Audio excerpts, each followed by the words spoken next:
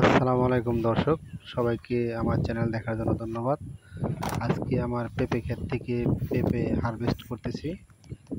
এই পেঁপে ছিঁড়ে আনতেছে আমার আব্বা, আনতেছে আমি আনতেছি, আমার কিছু লেবার আছে সে আনতেছে। তো এই দেখ আমাদের পেঁপে ক্ষেতের অবস্থা। যারা বেকার আছে তারা আমার পেঁপে ক্ষেতগুলো দেখেন।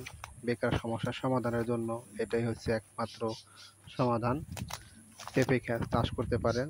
যারা উঁচু জমি আছে, যাদের যেখানে পানি জমে না, সেই সব জমিতে পেঁপে চাষ করলে ইনশাল্লাহ প্রফিট আসবে।